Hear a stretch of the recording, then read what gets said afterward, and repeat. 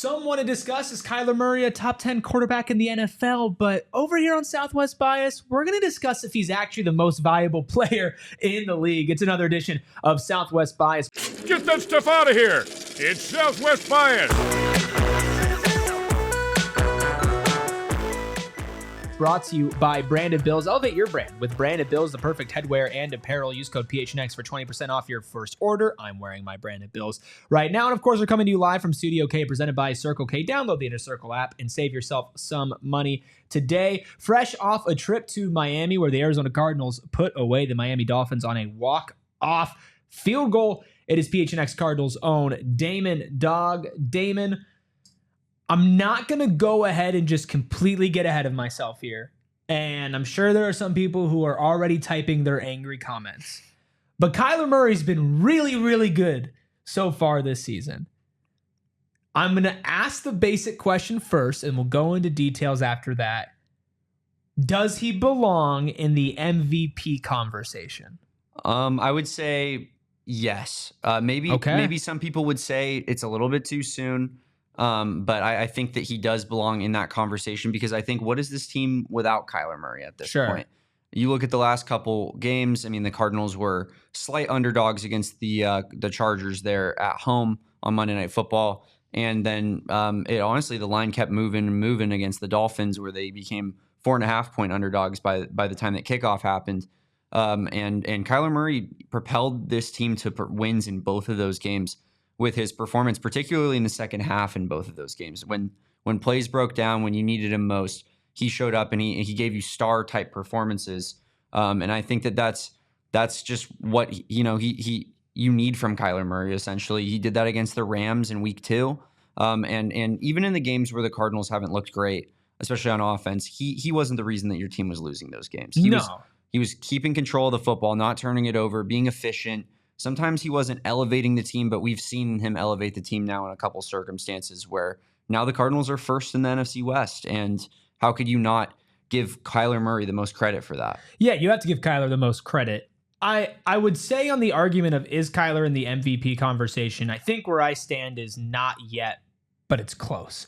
And the reason why it's a not yet is because, you're first in the NFC West. That's awesome. You're 4-4. They're not going to give an MVP to anybody who's playing on a 500 team. That's just not how it's going to work. But absolutely. But with the way that the schedule is shaping up, you can realistically see Kyler Murray being able to go on a run, stack some more wins for the Cardinals. If they do, make a trade and somehow compete in the NFC West and win the NFC West, well, then that's a 0 to hero story in the making. I mean, that's, narrative. You can eat it right up. And you've also seen kind of a shift in the offensive approach as far as passing and everything as well, giving him more yards, because if you look at QBR, Kyler Murray, top 3 in the league, right? Not bad. Not bad to be top 3 in the league. And who's his company? I believe it's Lamar Jackson and somebody else, Joe Burrow. So Joe Burrow leads the league, 75.4. Lamar Jackson, 74.9. Kyler Murray, 74.4. Next up, Josh Allen, 73.7. And then Jaden Daniels, 72.7. Are those guys good? Yeah, those are the only 5 quarterbacks in the 70s. Everybody below is 69 and under. And if you look at the MVP odds right now, Eric, Lamar Jackson and Josh Allen are leading the way. The two guys that are sandwiching Kyler Murray in that QBR conversation. Jaden Daniels is going to win Rookie of the Year, and Joe Burrow is having a great season, and it's through no fault of his own that he's not in the MVP conversation. It's because his team isn't good. Yeah. And that's what you were getting back to earlier. Mm-hmm. If the Cardinals can win a couple games here on their schedule, he will firmly plant himself in that conversation. Right now, if you look at our friends at Bet365, Kyler Murray is tied for 11th with Sam Darnold in MVP odds. That's insane. You mentioned to me that was disrespectful before we started this fine program. I think you win 2 more games here against the Bears and the Jets. You're 6-4 heading into at Seattle for a game that could really, really give you a good claim in this division. I don't see how Kyler Murray can't be in the top 5 of those MVP odds. Right, and to actually walk away winning an MVP is a pretty big ask. Yes, right? Absolutely. That's a huge, I'm not going to sit here and say that I expect Kyler Murray to win the MVP this season, or I'm going to say that if he doesn't win the MVP, I'm going to get mad at the voters. Now, if Patrick Mahomes wins the MVP, then that's a different conversation, but the likes of a Lamar and a Josh Allen, they have that pedigree of multiple years being in that conversation or winning the award, right? In Lamar Jackson's case. So when you sit back and you go, okay, will Kyler Murray win the MVP this season? I very confidently am going to say no. I don't think that there's any chance that he wins an MVP this season. I mean, the Cardinals would have to reel off, they'd have to go nearly undefeated for the rest of the season. 2 losses until the season ended, essentially. But I agree with you. Like he's not going to win MVP, but I'm strictly talking about, is he in that conversation? He should be in the conversation for sure. With the best players in the entire league. Statistically, he is. Yes. Statistically, he is. But then it's like, who are the two waves of sports fans, right? It's the statistical and then it's the eye test. Kyler Murray passes both of those. I agree. Kyler Murray gets your numbers on the ground, in the air, and in an offense that many people have said have been handcuffed and not really unleashing the beast in a Marvin Harrison Jr. week over week. Because Kyler Murray's, overall yards, not in the top 5. In the league, he's about at 1,600 yards. But, you want to know who's leading the league in yards? Geno Smith, Baker Mayfield. These are not guys who are in the MVP conversation. No. Right? So, Geno, Baker, Kirk, Brock Purdy.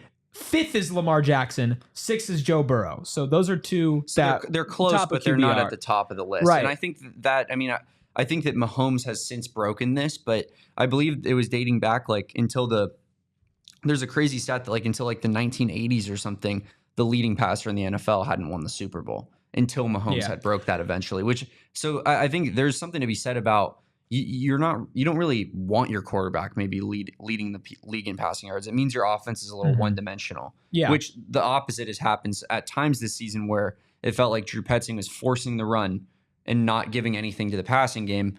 And then against the Dolphins, you saw it. I mean, the running game was working fine. But the passing game is what won them the football game because they have elite level skill players like Trey McBride and Marvin Harrison Jr. to throw the football to, and they finally started using them in the right way. I'm counting it out. 18. Kyler Murray's only 18th in the league right now in passing yards. Yeah. However, he is 13 yards behind Patrick Mahomes, who is very clearly seated, at least betting wise, in the MVP conversation. And am I crazy to say I think Kyler Murray's played better than Patrick Mahomes this season so far? No, I mean, I think there's also expectations involved in that. Yes. And the Chiefs obviously have a great record, and the Cardinals are 500. But I think that relative to expectations, Kyler Murray has had a better season thus far than Patrick Mahomes. I think the argument here is clear in the fact that if you know ball, if you watch football, and if you watch the Cardinals, I tweeted this over the weekend, but if you walk away thinking Kyler Murray's the problem, then you don't know what you're talking about. I think that's very clear so far this season. But another thing is that he is among the league's best, right? And the thing that has plagued Kyler Murray throughout his entire career is, well, what's around him, right? And sure, you can make the argument about, what about, lifting everybody up around him? I would argue he still does that. I mean, you saw what happens when Marvin Harrison Jr. is unleashed. If you didn't have a quarterback like Kyler Murray, a lot of things that are going on would not be going on. Respectfully, if Clayton Tune or Colt McCoy was throwing the rock like they were at certain points last season, Marvin Harrison Jr., it doesn't matter what you're scheming up or if you're trying to run your offense through him. None of that's going to happen. And listen, I like a guy like Greg Dortch a lot. I think he's had a rough season, but he was really good last year, really good the season before when he was given opportunities. But Kyler Murray's the reason that Greg Dortch is in the league. Yeah. You want to talk about elevating a guy. Greg Dortch is undrafted. He's 5'6", 5'7". And Kyler Murray, I mean, he trusts him and he gives him opportunities to make plays, and he's kept a spot on this roster for a couple seasons now because of it. So, I think Kyler clearly elevates players, but in order to be a team that's going to be a playoff team, a team that's contending for the division title, you look at San Francisco's skill players. They have Brandon Ayuk, Deebo Samuel, George Kittle, Christian McCaffrey, even Jordan Mason's really good. The Seahawks have DK. They have Smith and Jigba. They have Tyler Lockett, Kenneth Walker. I mean, and the Rams have Puka and Cooper Kupp. Like, the teams that you're competing with have elite level skill players up and down their roster. And there's a chance the Cardinals have some of those. No, Trey McBride, Marvin. Now that Trey McBride has in his third year become that guy, where he's arguably even the best tight end in the league at this point. I don't even think that's a crazy conversation anymore. And then you look at Marvin Harrison Jr., who is one of the highest touted prospects that we've ever seen at the receiver position. I mean, now Kyler actually has some. I mean, we saw it with D-Hop. The Cardinals, when he had an elite level receiver, the Cardinals their offense looked good. And DeAndre Hopkins looked good. DeAndre Hopkins looked really good. I mean, so it's proven that, Kyler looks his best when he has guys around him, but he can still certainly elevate other people. Absolutely. I think that finally we're seeing, hopefully, some consistency now from Marvin. We've seen it from Trey, but we need to start seeing Marvin involved in the game plan like that week in and week out. Yeah, there needs to be a lot of tweaks, and we're going to talk about those tweaks, and maybe Kyler Murray's MVP candidacy doesn't actually fall on Kyler Murray. And I'm going to explain that after I remind you that this episode of Southwest Bias is brought to you by Branded Bills. I'm rocking my Branded Bills basically every single day, even when I'm off of work. I've completely become addicted. It's actually maybe not okay because the feel, the look, the performance, the style, there's absolutely no hat out there that matches Branded Bills. They have everything. Snapbacks, truckers, fitted, beanies, or tees. They have you covered. Performance, style. You can get your custom headwear as well. You can put your own brand on the Branded Bills. Get it? It's in the name. Plus, they partner with great schools like ASU, other schools like U of A, and of course, they're a local company right here out of Mesa, Arizona. Make sure you support them and support us, and you get to save some money. Head to brandedbills.com. Use code PHNX for 20% off your first order. You can also save $350. Yes, $350 on your flooring if you go to our friends over at Empire Today, who are easy, quick, and convenient because that process can be very, very tiresome and stressful. They want to make it easy on you, but they're not just easy, quick, and convenient in a way they're going to get in, get out, and leave you unsatisfied with your flooring. That is not the Empire Today way. They'll get somebody in your house for a free in-home estimate same day. They'll give you the virtual floor visualizer so you can see exactly how the floors look like before you actually decide to put them in, which is a massive cheat code because I actually have known family friends who have remodeled their house and I have heard them afterwards say, didn't think it would look like this. Don't like how that matched. But they're screwed because there's nothing you can do about it because you already paid. So can't switch them out. No, you already paid so much money. You're not just going to go through and say, hey, I don't like the thing that I picked. Can we change it? That's not how that works. So make sure to Empire Today. Schedule a free in-home estimate, and all listeners can receive a $350 off discount when they use promo code PHNX. Some restrictions do apply. See empiretoday.com/PHNX for details. Obviously, Kyler needs to play a little bit better, get some more yards. Doesn't need to lead the league, but I think he needs to be a little bit higher, have some bigger games. But overall, what it seems to me Kyler Murray needs in order to be a legitimate MVP candidate this year is a better football team around him. So Damon, does that put pressure on the Cardinals to make a move defensively, to make a move offensively if you think that there's one there? Not just to attack this season as you're 500 but first in the NFC West, but to treat your franchise quarterback in a way that puts him in a position to succeed. I think first and foremost, I would say that I wouldn't make a move offensively. I think that the offensive line has been pretty good this season, and they're getting Jonah Williams back in the next couple weeks here, hopefully. So they should be getting reinforcements on that side of the football. The receivers, I mean, you have young receivers that you want to give those opportunities to. The Cardinals, while they're contending for a division title, it would be really silly to, I think, take away those opportunities from a guy like Marvin Harrison Jr., a guy like Michael Wilson. That's your move, right? Is just to run your offense more through Marv. Yeah, absolutely. I think that's what I'm looking for. Development on the offensive side of the football. Develop Trey McBride, develop Marvin Harrison Jr., and make those weapons into what we've seen from them and what they can be. So that's where I'd start. But on defense, yes, I think absolutely. You look at this edge rushing unit, and it's the worst in the league, hands down. You're in first place halfway through the season. I think it'd be unacceptable to not make any move on that side of the football. And I think this team has proven that they deserve their general manager to make that kind of move. So yeah, I think Monty Ossenfort needs to go out and trade for a pass rusher. That's the main talk in Cardinals land. And of course, if you want more like actual trade talk, trade targets and everything right here on PHNX Sports, hit that subscribe button, hit that like button while you're here. Or if you're listening on audio, make sure you rate it 5 stars. This is in the Cardinals feed and of course the Southwest Bias feed as well. But the main talk of the town has been trade for a pass rusher. And there are a couple of options, even though a few have been taken off the board, that the Cardinals can go out and do that. But you said like they owe it to the fans. They owe it to the franchise. If this team can win the NFC West, even if Kyler Murray doesn't win MVP, that then catapults for the future. And if we're talking about Kyler Murray's career and we're talking about narratives with a guy like Josh Allen, a Lamar Jackson, a Patrick Mahomes, how are they always so constantly in the MVP conversation? Well, they're really good at football and their teams constantly win games. Yep, they win their division like essentially every season. Exactly. And that's what you need to set Kyler Murray up to do. So you also need to look for the future too. So there is an argument, if I'm playing devil's advocate, to yes, this season is important, but so is the rest of Kyler's career. We feel like with the assets that we have in the draft, we can hit. Now, you do have an asset as far as, rushing the passer goes, and Darius Robinson, who got activated off of IR this week and will be playing. Mm-hmm. Is that enough? Is that the type of thing that, Monty Ossenfort might sit back and go, this is going to be the spark our defense needs. Our offense is going to get better. We will be clearly above a 500 team, and we will set up not only the fans, not only the coaches, not only all the players, but our franchise player to be happy this season. I mean, I think that might be Monty Ossenfort's approach, because I think that might be his team building approach, and that's kind of the way the Cardinals have operated since the new regime has come in. Personally, that wouldn't be my approach to it. I think I'm a little bit more of a get me good players in a season that, I know my team is pretty good type of guy. And so I'm sitting there and honestly, I'm thinking Darius Robinson, that's a huge move. I don't want to downplay his importance and what he might be able to bring to this defense. But on top of already having a weak pass rushing unit coming in, the Cardinals have lost multiple defensive linemen now. They've lost Justin Jones and Bilal Powell, their two biggest defensive line additions they made this offseason.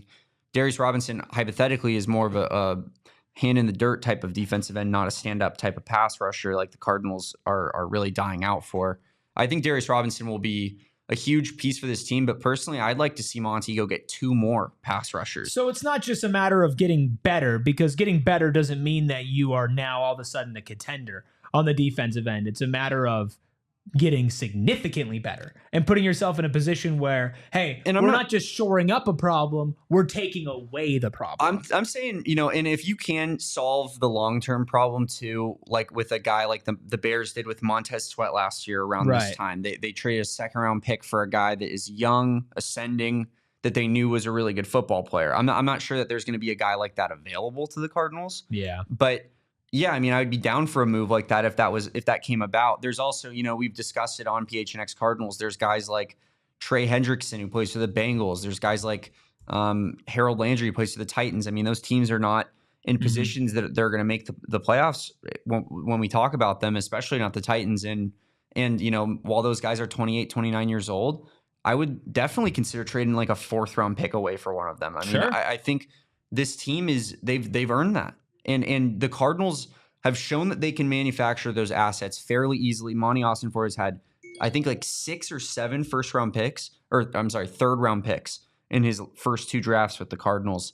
Like, and what did he take with the 3rd-round picks last year? He got his Tip Ryman, who has had a good season for what he is, but he's still a blocking tight end. He's your 3rd-string tight end. Yeah. He got you a backup guard in Isaiah Adams, and he got you a cornerback who's really hasn't played all this much this season in Elijah Jones, but wasn't really looking good when he was playing. So, I mean, personally, I'd rather have a starting defensive end than taking a chance on a backup rotational type player like that. And I think the Cardinals might be different, but that's how I feel about it. That's how I hope they approach it. And it's not about not trusting Monty Ossenfort to build a good team. No. It's about accelerating your timeline a little bit, because the same way that you can trust Monty Ossenfort and all the people that work with him to evaluate talent coming out of the draft, you need to be able to evaluate talent and get a good deal in a trade as well. Like, there are multiple layers to being a good GM. Absolutely. You can't just be the draft guy. Steve Keim was pretty good at trading.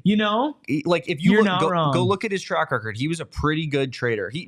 I know he's a horrible drafter. Horrible, yes. Outright awful. Obviously, he drafted with this pick. He got Andy Isabella. But he got a 2nd-round pick for Josh Rosen after that abysmal rookie year. Like, I mean, he got value out of picks. I mean, he traded for DeAndre Hopkins for great value. Like, he proved that he was a pretty good, and honestly, he signed some pretty good free agents as well. Like, J.J. Watt was a hell of a free agency signing. So I think there are things that certain GMs are good at and things that they're bad at, and Monty needs to show that he can do more than just accumulate assets and draft pretty good players, which he has done thus far. But I think that he just, like, this team, while I think that, the team building strategy that they've used has worked up to this point, and it can work potentially. I also think that not capitalizing on a moment like this is the type of thing that can derail a rebuild, because you can lose your momentum, and players in the locker room can look at the organization not making a move and potentially say, well, they don't care about winning, so why should I care about winning? Nothing's promised.